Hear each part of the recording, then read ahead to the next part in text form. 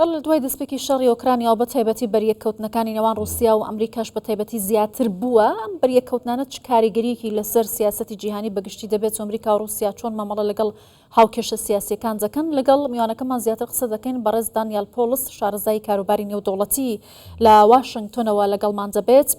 بەڕێز پۆل سپاس کە لەگەڵ کوردستان 24 مانوێ باس لە ئەو ناکۆکی مێژویانە بکەین کە لە داڕشتنی دۆخی ئێستایی پەیوەندیەکانی نێوان رووسیا و ئەمریکادا ڕۆڵ دەبینێت. پێتان وایە کاریگەریەکانی چی دەبن؟ سەرەتا دەمێ سوپاسی کوردستان بیستوار بکەم و هەروە هاوکارە بەڕێزەکانتان بۆ ئیجارێکی دیکە منتان باگەشت کردەوە. شەرەفمەندم، خۆشحاڵم. دەمێ ئەم گفتوگۆیانە لە سەرەتا دەست پێ بکەم لە ڕێگە ئاشکراکردنی با بڵین ئەم جیهانە فرەجەمسەریە کە تێیدا دەژین کاریگەری لەسەر جیهان هەیە، کاریگەری لەسەر خەڵک هەیە بە شێوەیەکی کاریگەر و دیاریکراو.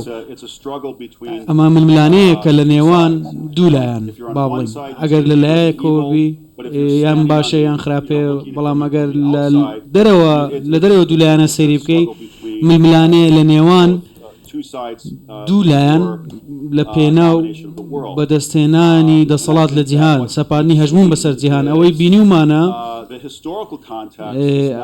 لە ڕووی مێژووییەوە ئێستا شاردراوەتەوە بەهۆی ئەو کاریگەری کە لەسەر خەڵکەوە هەیە. ملیۆنان کەس کاریگەریان لەسەر بووە، ئاوارە بوونە لە ئۆکرانیا، سەدان هەزار یاخود زیاتر لە غەزە کوژراون، هەزاران کەس لە غەزە ئێستا کوژراون و سەدان هەزاریش ئاوارە بوونە، ملیۆنان کەس لە نەهامەتیدان. هەموو ئەمانەی باسمان کرد پەیوەندیان بەیەکدیەوە هەیە لە وێنەیەک دەکەوە دەکە جیهان ئێستا لە دۆخێکی سەختدا.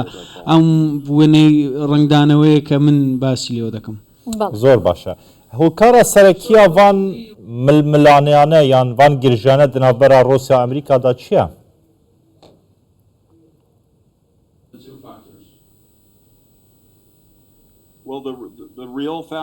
فاکتەرە سەرەکیەکان بڕام وایە پرسیارێکی سەختە وەڵامی بدەمەوە.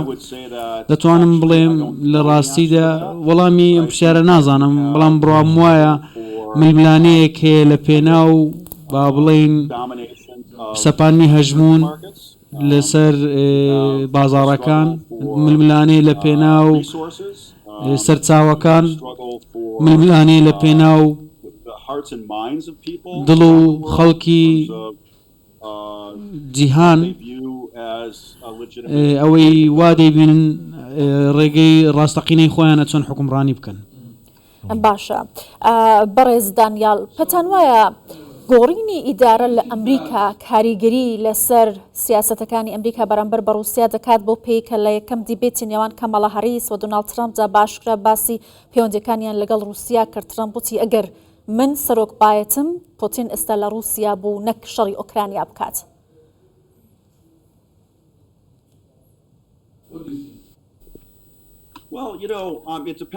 ئەمە دەگەڕێتەوە سەرەوەی ئەو ستایلی کە چۆ باسی دەکەی.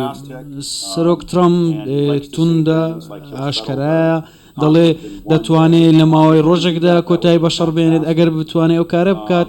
کارێکی زۆر باشە. بڕوام وایە چ دیموکراتەکان یاخود کۆماریەکان هەڵبژێردرێن لە تشرینی دووەم جیهان وەکو خۆی دەمێنێتەوە، تا ڕادەیەکی زۆر وەکو خۆی دەمێنێتەوە. ئەم گۆڕانکاریە گەورانە ئەو دابەشبوونی ئێستا لە جیهان بەرەنگاری دەبینەوە وەکو کاتەکانی پێشتر کە لە مێژوو بینیمان کاتێک جیهان نزیک دەبێتەوە لە ململانەیەکی گشتگیر لە شەڕی ئەلکترۆنی. ئێستا هێڵەکان ڕادەکێشێت لە چ شتێک کە جەنگە، چ شتێک جەنگ نییە. ئێستا دەبینین ئەو هێڵانە زۆر لاوازتر و تەسکتر بوونەتەوە. زۆر باشە. ئەف گرژی و ئالۆزێن کونها بەڕێز دانیال دنابەرە ئەمریکا و رووسیادا هەنە. بەشێکی چاودێران وەها دەبینن کە دەبێژن پەیوەندی بە هەلبژارتنین ئەمریکا بە هەنە. ئیتر دیموکرات تایبەت دەخوازن بانگەشە هەلبژارتناندا تشتێکی بکەن یەوەها بیتن، یعنی دگەل رووسیایش بۆ بێ چەندێ سەرنجا دەنگدەری ڕابکەشین، سەرنجا جیهانێ لە جەمخۆرە ڕاکەژی، چون ئەف نزیک دەبیست 3 ساڵان حتى نها روسيا لهمبر أوكرانيا شكستن نعانية يعني أمريكا بهمي هزا خو پشتوانيا أوكرانيا ديكتن ناتو بهمي پشتوانيا خو يعني بهمي هزا خو پشتوانيا أوكرانيا ديكتن لهيا نها نكاريا كو شكستن بروسيا بينن بسيار أفيا أف جرجين نها دروز بوينة تنه وقتينا دمكينا پيواندي ببانگشا هل بجاتنان وهيا؟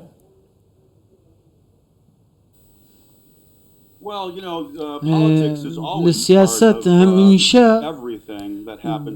پەیوەندی بە هەموو شتێکەوە هەیە کە لە جیهان ڕوودەدات بۆیە هیچ گومانێک نییە با بڵین لە سەرەتا دوای داگیرکردنی ئۆکرانیا لەلایەن رووسیاوە باسمان لەوە کرد چۆن سەرۆک بایدن بە دوای کێشەیەکی ناوەندی دەگەڕات تاوەکو پشتیوانی لە هەڵمەتی سەرۆکایەتی خۆی بکات لە چەندین هەوڵی دیکە شکستی هێنا بۆ ئەوەی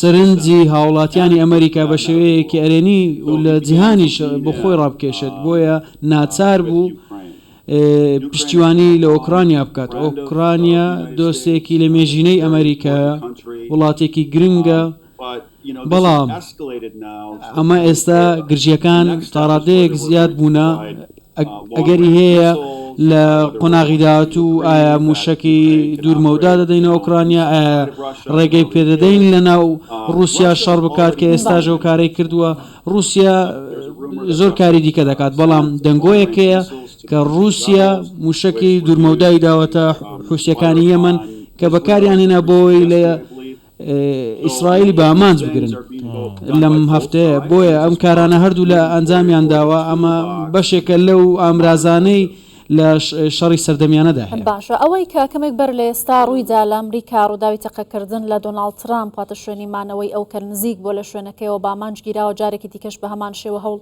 بۆ کوشتنی ترامپ دراوە پێتان وایە کاریگەریەکانی ئەمانە چۆن دەبێت چۆنی دەبینی ئەم ڕووداوانە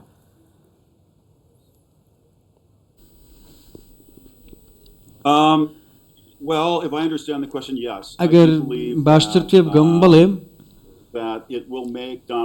ئەمە وا دەکات بناغەی دۆناڵد ترامپ یاخود بنکەی جەماوەری دۆناڵد ترامپ بەهێزتر بێت لە بەراورد بە ڕابردوو بڕوا وانە ئەم تاڕادەیە کاریگەری لەسەر ئەو کەسانە هەبێت کە خۆیان یەکلان نەکردووەتەوە ئەو دەنگدەرانێک کە سەربەخۆن بۆیە دەبێت گوێ بە هەردوو لە بگرین سیاسەتەکانیان چۆن دەبێت لە ئێستا سەیری ئەوە بکەین ئەو کەسانی کە خۆیان یەکلان نەکردووەتەوە ئەوان یەکلایی دەکەنەوە کامە کاندید براوە دەبێت زۆر باشە بەڕێز دانیال پۆلس شارەزای کاروبارên نێودەوڵەتی کۆ لە واشنگتنت گەلما بوو سپاس ji bo şiroveyên te